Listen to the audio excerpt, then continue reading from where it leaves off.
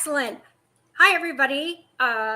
We are so excited. Nisha, my dear friend and partner, we are here for our very first YouTube channel that we are putting out. And I know that it's stretching out into some of the other social media platforms, Facebook, and I believe that it may be going to maybe Instagram. I'm not positive, but I know Facebook and YouTube for sure. We are extremely excited to be here. And there is nothing better than on a later Friday afternoon in the middle of the week to talk about like what are your trauma hangups that you're dealing with for a while or for this week. So our theme that we will be touching on is have every week we will have a trauma hangup that we're going to be discussing. We will be actively having some amazing guests on that will touch on numerous subjects having to do with anybody that's experienced any type of abuse whatsoever. It falls under domestic, it falls under sexual, it falls under what do they call it? Home trafficking, or oh my gosh, I can't even think. Sorry about that. But with that, I would like to introduce, as I did before, my dear friend, Coach Nisha. So, hi, Nisha. How are you this Wednesday afternoon? So, I know that a few moments ago, I could see a little bit of all day wear and tear, but it looks like you are pepping up since the screen has gone on. Yes, I love it. I love it. I am sitting here wondering where has the time gone? It is Wednesday, and probably by you it's Wednesday evening because over here it is after 5 p.m. And when I say over here, it is Pacific Standard Time. We are in lovely sunny Arizona. So welcome to Trauma Hangups with two CEOs. If you're thinking, why am I here? Why am I listening to these two CEOs? Just know that we can relate. We may not have been through the same thing that you have been through, but trauma is trauma, right? We are not here to talk big about trauma or talk small about trauma. Trauma is trauma. And this is why we're here to talk about those trauma hangups. Absolutely, Nisha. You couldn't. I couldn't have said it any better. I think you said it better than I would have. But that's so important. Is that everybody has what their version is, and how many times have you heard someone say straight out that uh, you know mine isn't as bad as somebody else's story that they just heard, and that in actuality is so disheartening because it is actually taking away from several things. One is taking away from the value of you as a person with your own personal experience. It like again downplays your like self-worth, and three, giving you the same feeling that you had before, which you just did all these amazing things to get out of feeling like you don't have a voice or you shouldn't speak because what you have to say or what you're sharing is not relevant and doesn't have the same relevancy as somebody else. And uh, I know you and I in private have had this conversation a million times of that just because my story's this way and your story's this way does not mean whatsoever that uh, there's any one that is worse than the other. It's just our own experiences that we've experienced. Yes. And I'm glad you put it that way because when you think about it, someone say, "Oh, I didn't go through as much as you did. You went through a lot." Trauma, just the smallest ounce of trauma can affect your entire life. So when you think, "Oh, I didn't go through much," you've been through a lot. And it could be as small, as big as being bullied. That carries into your adulthood. Did you not know that? I didn't know that. So I am sitting before you today like, oh my goodness, these are the trauma hangups that we see now in society. What do we do about them today?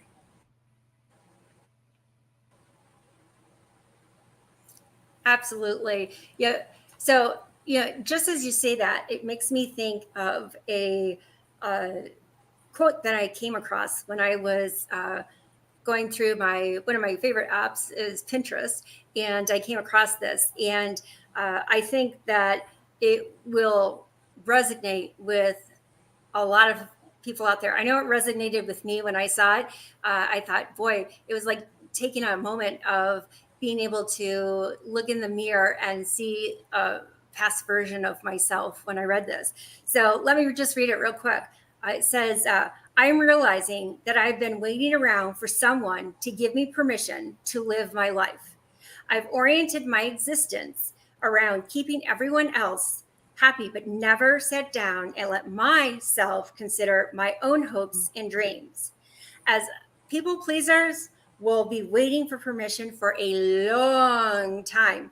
And like I have goosebumps. The hair on my arms are standing up because uh, it's like somebody knew me and then wrote this because they knew my story.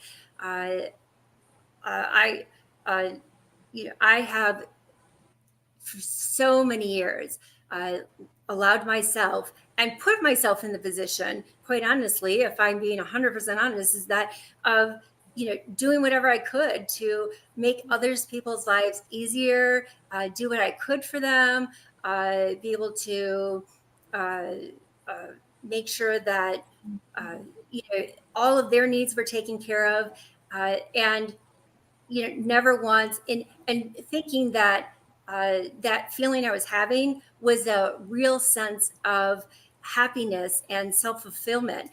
The problem is with that is that uh, I may be happy at that moment, but it's very short-lived because then you like need it again of somebody like doing what you can so that somebody will take a moment in time and say, oh, thank you, and not having myself at the forefront. And, you know, uh, it seems so silly, but I find myself using this comment continuously because it's so relevant. So thank you, airlines, that put your oxygen mask on first before you put even your child's on. Because if you aren't taken care of, you don't have anything to give.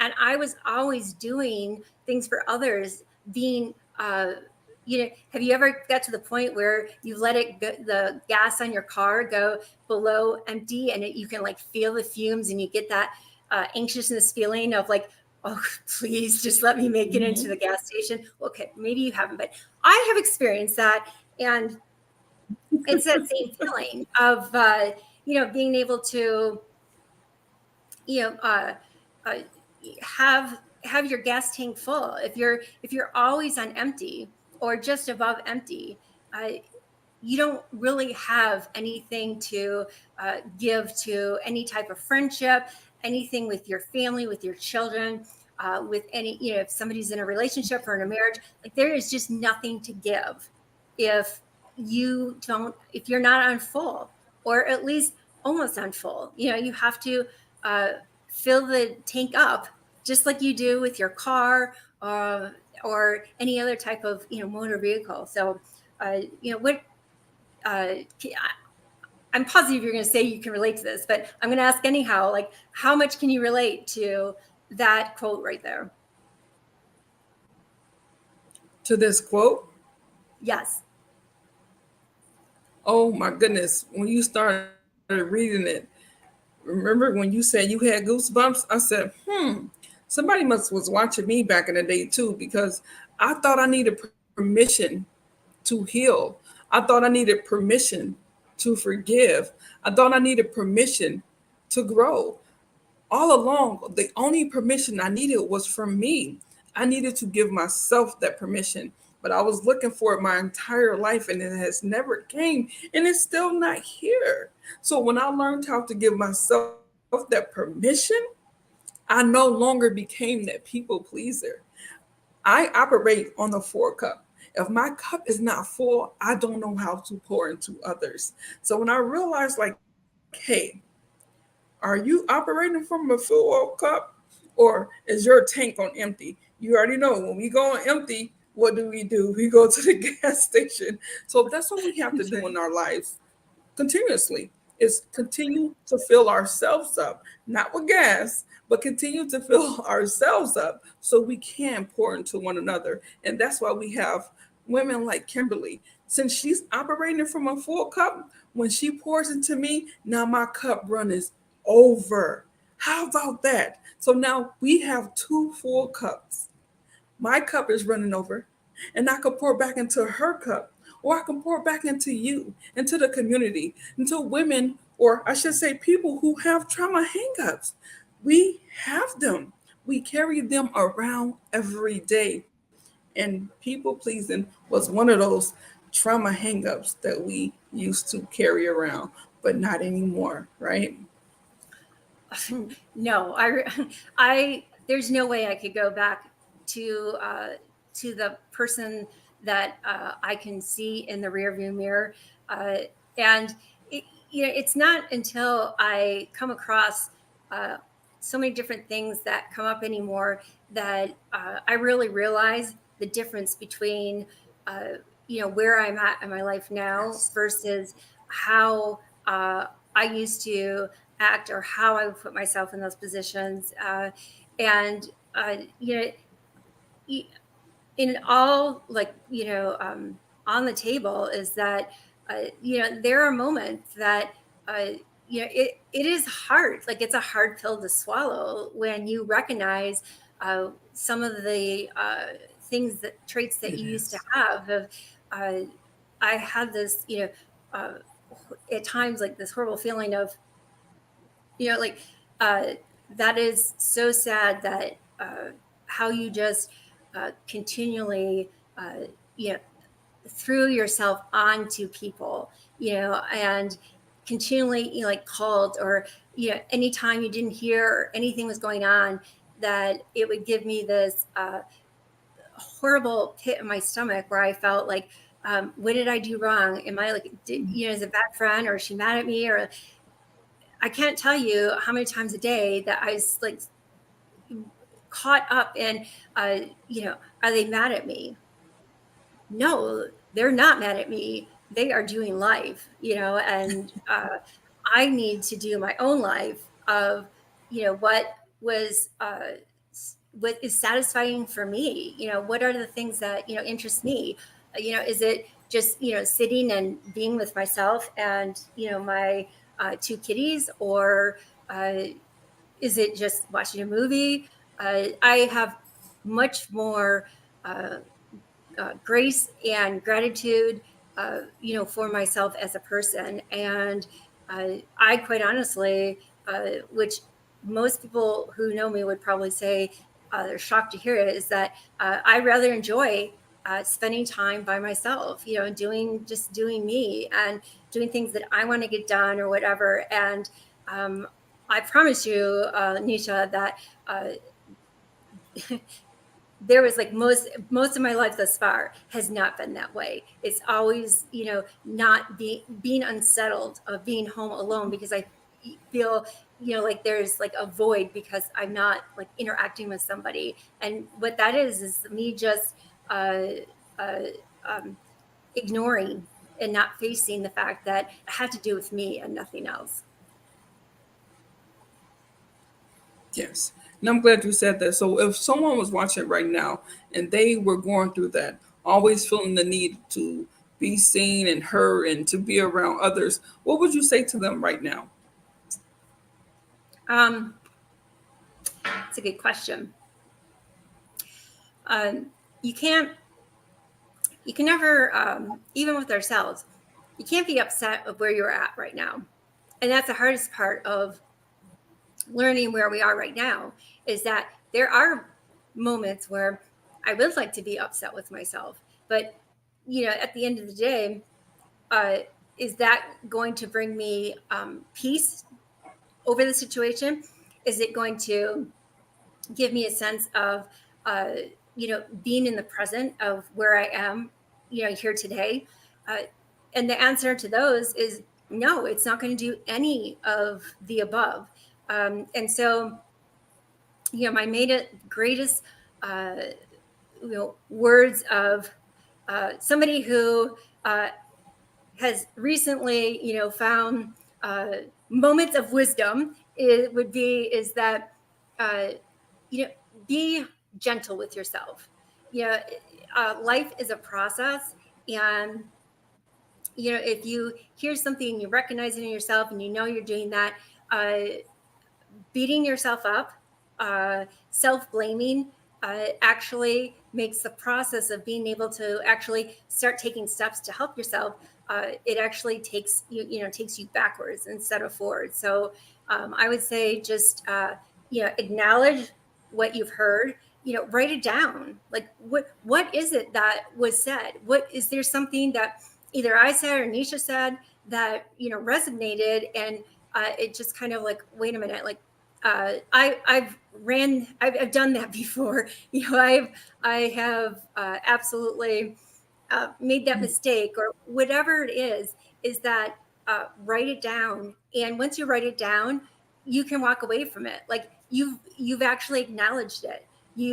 There's no need to uh, beat yourself up about it at all. So walk away from it. Like walk away for like till the next day or a couple days from that, and go back and go, okay, I have this written down. Like, how would I do that differently? To go a different route moving forward. So I think those are great uh, moments where we can uh, redirect ourselves and not be uh, Yes. blaming ourselves. And that's the difference of the healing process.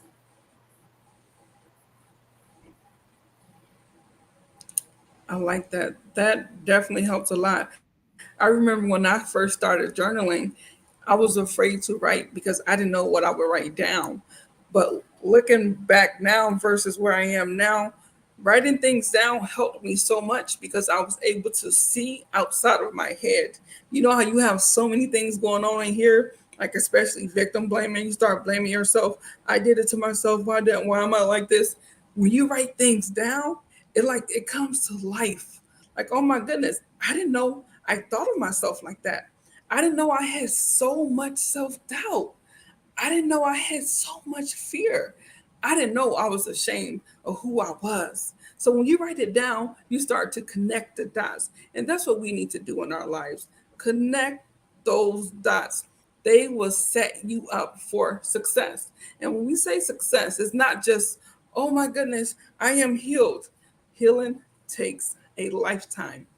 Going through trauma can take a lifetime to heal through. But when we talk about it, we carry it on our backs every day. We carry it around with us every day. Our friends, our families, our colleagues, they may not notice what it is, but I promise you, when you put that on paper, it is a game changer. You're able to see, I didn't know that I had so much going on inside of me. And you're releasing and letting it out. Ooh, I can go on and on about that one. I get excited about writing. I don't know if you can tell. That's awesome. Yeah, yeah. That's such a great Yes. point, Nisha. I love having these conversations with you because uh, you're just upfront and just put it out there where it makes it where it's approachable for people when you just let it lie there, as messy as it is. It can be sticky, chocolatey. Like if you like chocolate, I like peanut butter, so be all peanut buttery. And you find yourself sitting in it, rolling in it, and uh, then all of a sudden you go, oh, like, how am I going to get all this mess off of me? And it's the same thing, in your life. And, as you were, touching on this, one of the things that I was reading up on is that it was talking about that one of the ways that we know that we're going through trauma and that we're reacting to actually trauma versus what is actually happening is that you continually replay that event in your head. So I know Yes. I hit home run with that one with you because I know you've said it in your own terms on that. Why don't you share a little bit about that kind of journey that you have been on over the years? Are you talking about replaying things in my head? Yes, yeah, absolutely. Oh my goodness.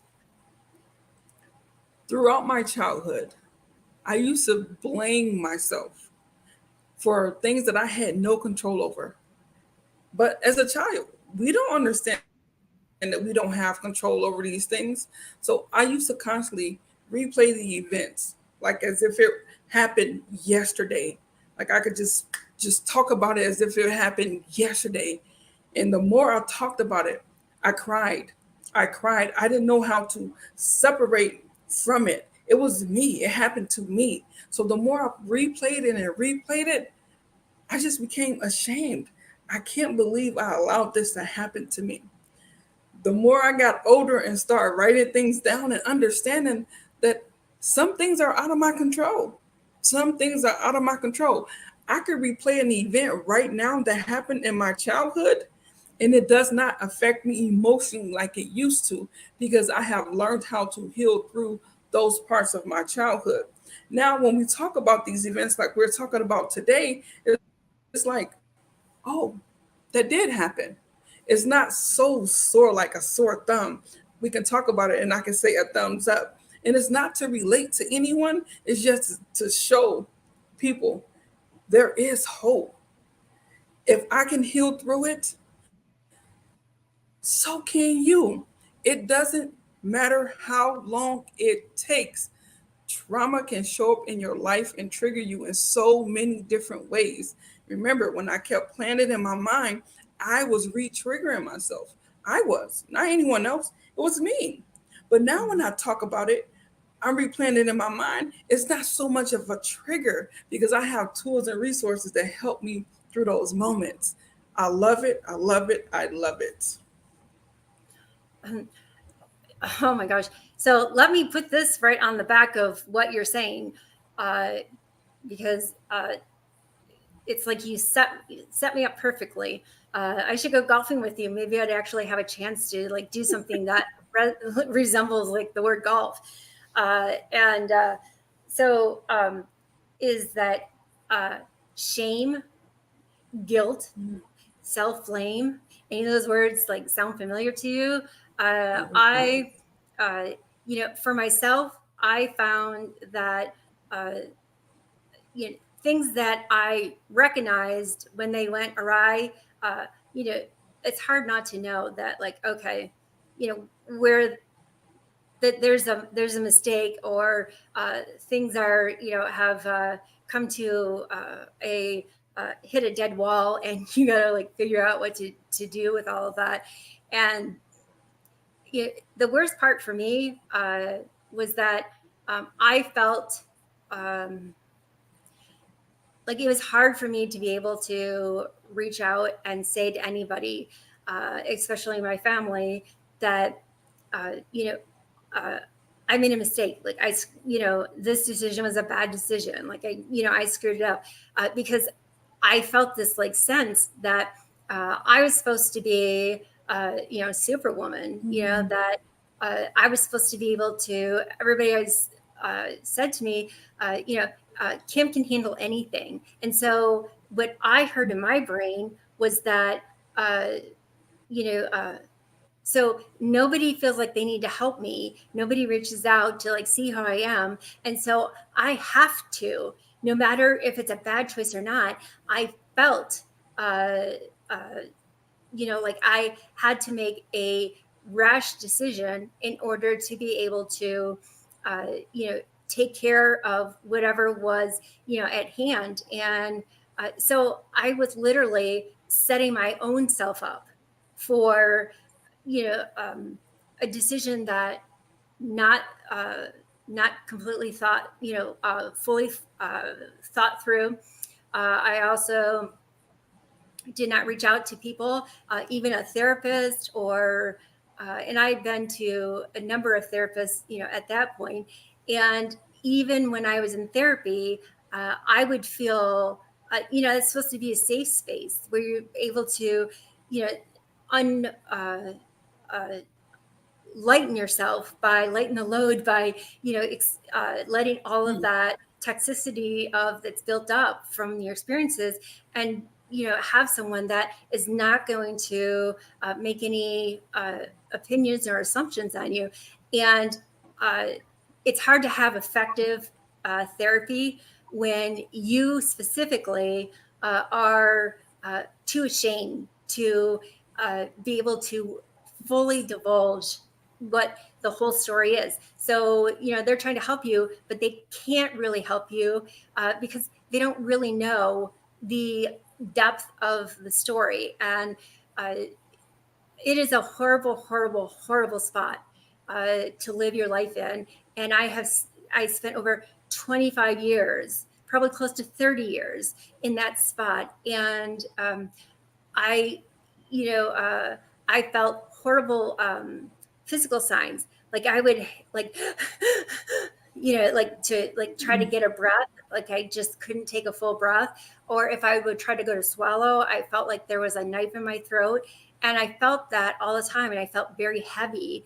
And, that was all self done.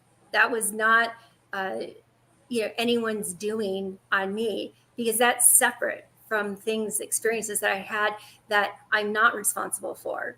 This I do have control over, and I am responsible for whether I choose to take a chance on myself. Hmm. I like the what's is it the Serenity Prayer? Yeah, what is that? Give me the strength for I'm so bad at it. Like I kind of like All I have it heard going. was the things I can't control and the things I can't. that's Yeah. that's what I heard when you were talking, because a lot of times we try to control the narrative and we can't. We can't, especially when we're young children. We cannot control the narrative. Our upbringings may be different, but there are some similarities in our upbringing that shows us that we can't control the narrative. So when I was thinking about when you were talking, I was like, that needs to be up posted somewhere so I can see it. You may say, hey, you are healed. Remember, we said, I say we because it's true. It's not just a me thing. Healing does not have a time frame, it does not have a limit.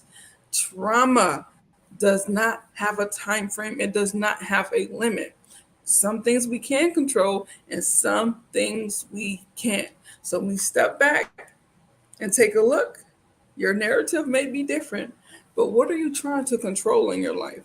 What are some things that you need to get through? I hear let go. It's hard to let go when you've been carrying this around for so long. I've been carrying my trauma around for 30 something years, and you want me to let it go? That was a challenge. But when we talk about Take a getting step through back. the trauma that we carry around, it's a different story. Yeah, you agree, right? Oh my gosh, yeah, absolutely. I don't know Uh, what your thoughts are, where do but you, where do yes. you even begin to like unfold that? Because there's so much truth to that. Where oh gosh, uh, I don't know if you ever felt this, but I know that being a little bit OCD myself, that I did this to myself, is that I would. Uh, feel like, okay, I'm going to work on this. And, uh, I would put like all this effort into it. It's like, either I'm going 500 miles a minute or I'm like, out. So, uh, I would put all this effort into it and be trying to, turn things around. And all of a sudden, something would happen where the floor would just like you know, be fall, break apart underneath me, and I would, fall. Like, is that like familiar to any experience that you've had before? Is where you just felt like, uh, then I thought, well, it's never going to get any better because like I've put all this effort into it, and nothing's happened. Look at like not only did nothing happen, but look what now happened. And uh, you know, I love having reflection moments now because now I'm like, well, I probably created that coming up because I was trying way too hard to, make this change that, number one, I didn't even know what kind of change I was looking for necessarily because I chose not to, look for resources to help me, or even know of resources that could, help me maneuver, through that minefield that I had, in this thing that I had called a life so far. So, uh, you know, we can be our own worst enemy, and feel that if we don't get it all right here and then, which I think that one of the things that kept me getting back up though is it's something that I learned in all the years that I danced is that uh, being on top didn't happen overnight. It didn't happen in a week. It didn't happen in a month. It didn't happen in 6 months. It didn't happen in a year. Like it was, you know, day after day after day of many, many hours of putting in, and then putting in more. I can remember when I was in my amateur company, dancing 7 days a week, and I still had a little like bar and mirrors down in the basement at home, and I would go and I would get my stuff on, and I would be doing more there. That is like putting, as you were talking about, like the cup runneth over. Like I was overfilling the cup so that there was never a deficit that I was working from when I was dancing. And boy, I tell you what, I could have really taught myself a lot had I remembered that a lot earlier. Oh wow. Oh wow. So you carried around. I should say you carried that around for so many years, and Yeah. woo. Yeah. It's, All I can say is yeah, you know, um, it used to be a tough pill for me to swallow, uh, because I was actually living uh, a life of what I felt, and then living a life, when I interact with people, of being, what I was like supposed to be. Supposed to be successful. It's supposed to be able to raise my kids by myself. It's supposed to be able to like, go like, travel, all over the states and stuff for my territory, and make it back home to, be the room mom for like all the stuff and all the teacher conferences. And if they were sick, and like I was supposed to be able to like do all that. Like, why should I even look for any credit for that or give myself for any credit? Because like that's what was supposed to be done. Um, Good Lord, there was no way I was ever going to uh, meet my own expectations, because I never no. gave myself any grace or any credit for anything I did. And if you don't have any of that, how do you even begin to address, things that are bothering you? You don't. You really don't. It's almost like you're on the go. You live on the go. You had a home, but you're living on the go, raising yourself, raising your children. Because when you don't heal through your trauma, you're still raising yourself. The inner person that's inside of you, you're still raising that person. So now Yeah. you're taking it and raising your children, and you're still on a go. So you're just going in circles and circles, and that's where burnout comes in. So, like I Oh, said, you carried a lot around. Oh yeah, yeah, and and we all that's do. where We all uh, do. I got sick a lot.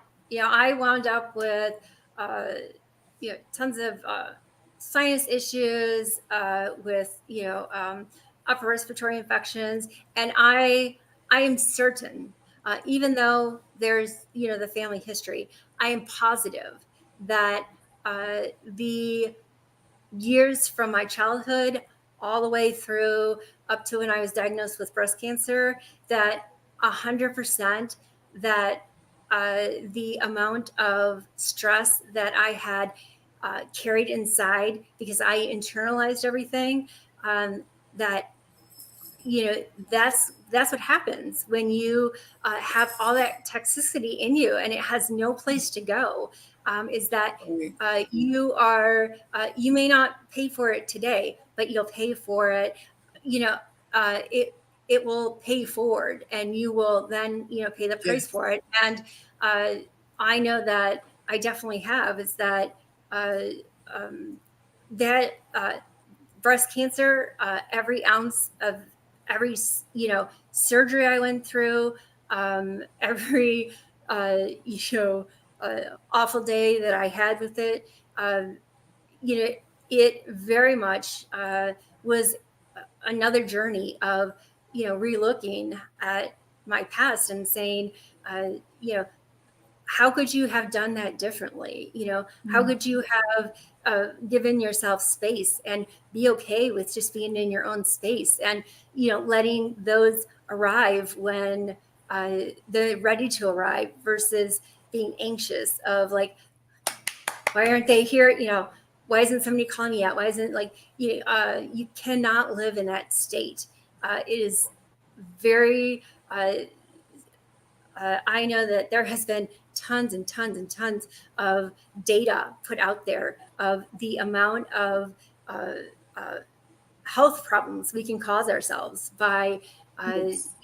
just self harming ourselves with keeping all that inside, and not letting it have a place to go. Oh, yes. There's a lot of data to cover so much. And when you said that, that made me think, if I didn't know, if I didn't learn, I should say, at a later age, that I have experienced so much trauma in my life, who do I go to ask for help? Where are the resources for not just me, but for anyone who are going through things in the community? Where do they find these resources? How can they connect to say, hey, I've been through that? Like I said, it's not to say, hey, I've been through it too. It's to say, hey, I'm going through something. Can you help me? Because sometimes we may be going through things that we don't know we need help. Mhm. So where are Abs- these resources? Where are these tools? Where can these people go to say, hey, I need help. I'm struggling. My mind is all over the place. I've been through some things and I don't know if it's from my childhood, but I keep doing the same thing over and over. Can you help me? Absolutely. That's so glad that you asked that question. Is that uh, there's several things that people can do. And the hardest thing, though, when you decide that you want to look for help, is knowing where to go. Do you just Google it? Because, last time I was told, like, Google knows everything. So, like, we don't need to, like, have our own thoughts, because Google will tell us, like, what we, what we should be thinking about everything, right? So, but, you know, that is the hardest. That's the that's the hardest part. Is uh, you know, number one, uh, what do I do? Uh, like, with what I have going on, is a rigor therapist good for me? Is a psychologist better for me? Is a psychiatrist better for me? Like, how do you make those kind of decisions, for yourself, of where to start off? Is there other things out there that will, help me? Because um, I know that one of the things that is amazing as the trauma therapy I went through was, and what it's done for me, uh, I can't even uh, give it enough credit. But I do know is that one of the hardest things for me is that when the 45 minutes was up, it was done. And I always felt like I was just getting into, where the nitty gritty of where I was like really like sinking in and stuff. And then they'd be like, okay, like, do you want to be seen next, like let's schedule for like next week. And I just remember that feeling of uh, felt cut off, like Yes. not being able to finish that thought, which is difficult when you've spent a lifetime of feeling like your thoughts haven't meant anything to begin with. So, uh, there was, I did finally, address that with my therapist, and they chose to then approach the ending a different way, which was very helpful for me. But also knowing that there's resources out there. It just so happens that uh, uh, our my good friend Nisha is an amazing coach. She works with many women who are, trying to find themselves and work through that process. Uh, you know, um, uh, then I've worked with many survivors, and of building programs and stuff that meet specifically, where those different points are. And, together, we've come together and formed a partnership of, taking two different uh, uh, built ideas, and now together, like it was strong before, but now it's like stainless, it's steel, it's un breakable, because it now has different aspects that maybe like mine didn't have. Or maybe you see stuff that I say and you're like, oh, like that would have been a good idea. Like I can think of like where I could have, done something like that. And so now, as collaborative, we bring all that together, and now uh, programs that were good are now even better, that really get to the nitty gritty. And every single thing that we do with our programs is 100% about meeting the victims where they are at that moment, or survivors. There's many out there that go years without saying anything. I think I shared with you, I went and met with a group of women, and I was explaining, what we were doing and stuff. And when I got done, there was a woman that shared, just like broke down crying. And she's known these group of women for like years, and says, oh, please keep doing what you're doing. She's like, 44 years ago, like I was married to somebody who's abusive and stuff, and I felt like I had no confidence, no self-esteem, no self-worth. And I mean, the room, you could have literally hear like a mouse crawl through, a pin drop, because they were all floored. Here are a group of women who have known this woman for years, and here's little old me, coming in, that she's never met before today, and she like spills her guts out. But that's because there's that common connection with an, uh, the understanding that trauma experience of you share the trauma between each other when you're sharing the stories and stuff. And that's the difference between having a club of people that you wish you didn't have to belong to, that you belong to, that gets it. You don't have to explain. You don't have to worry that they're going to get tired of hearing it. Uh,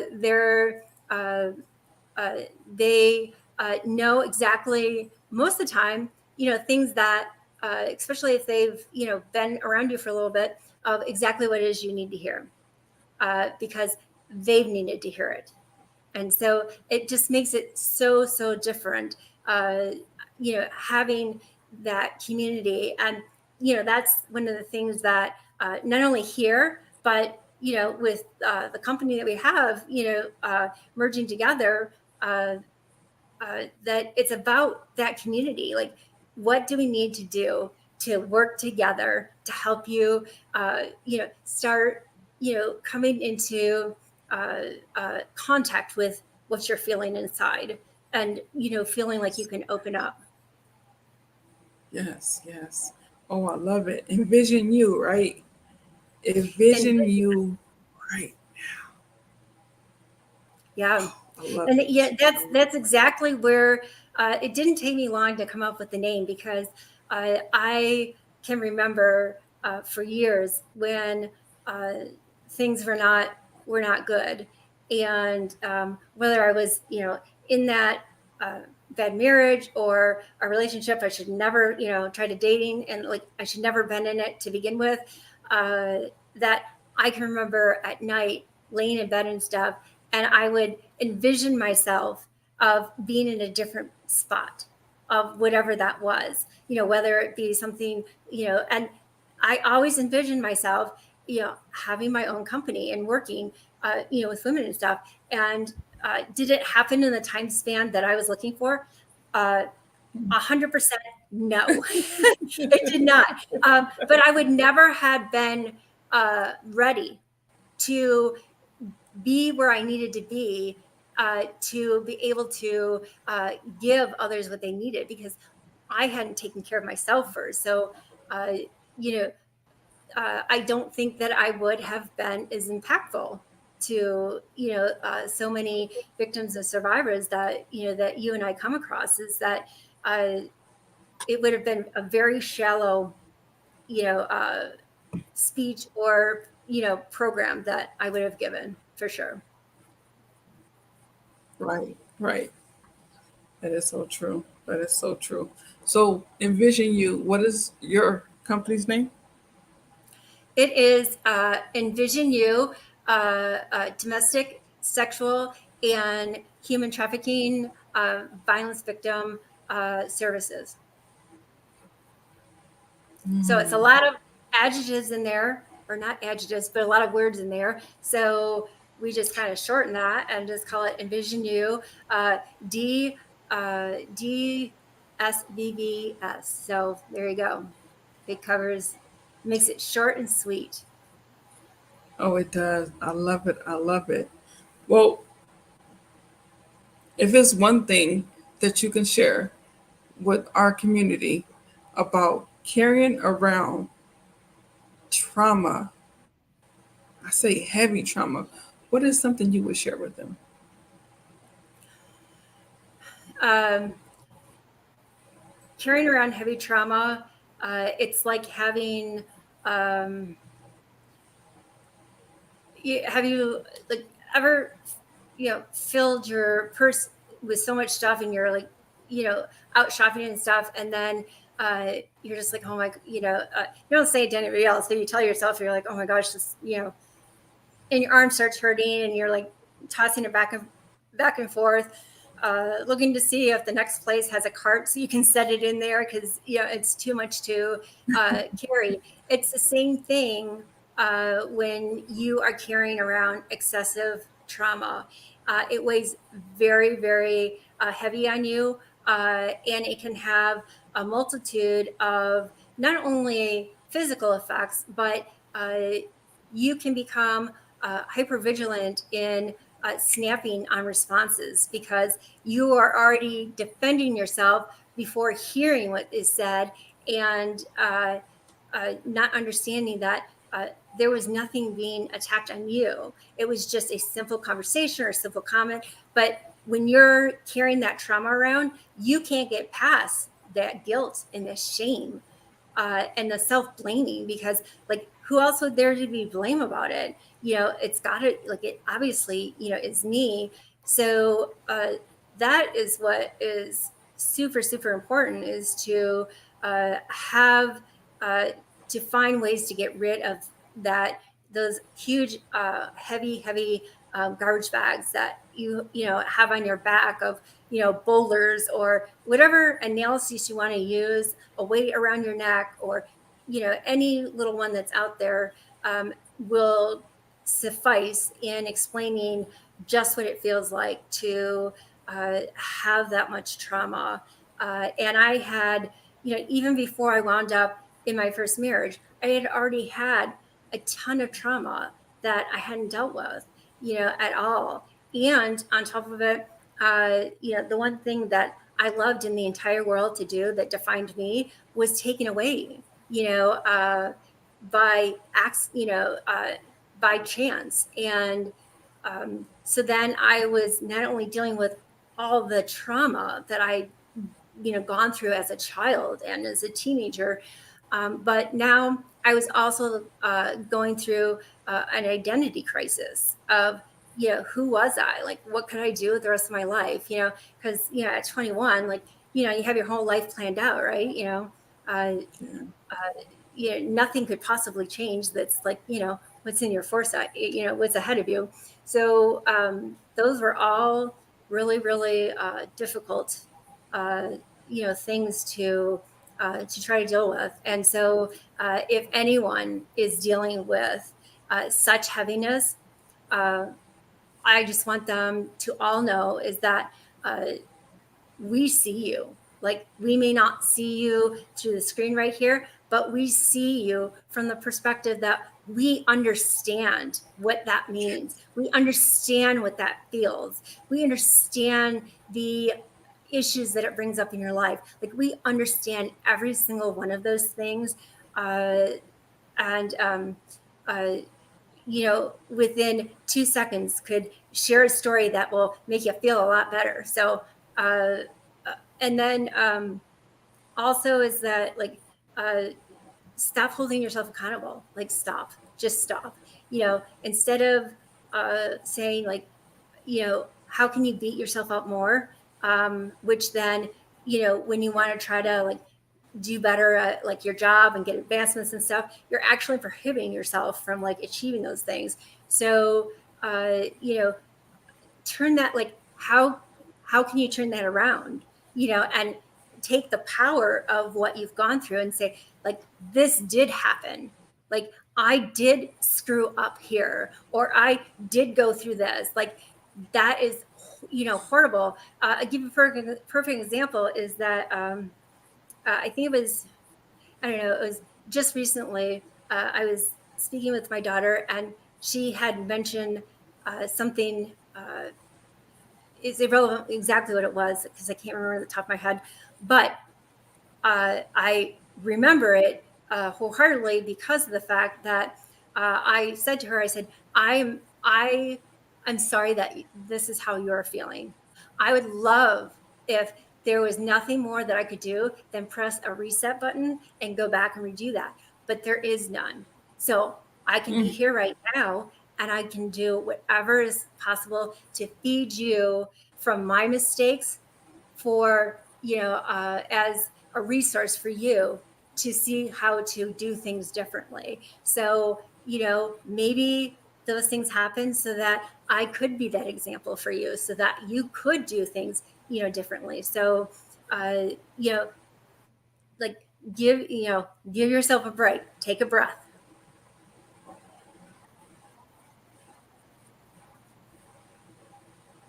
Mm.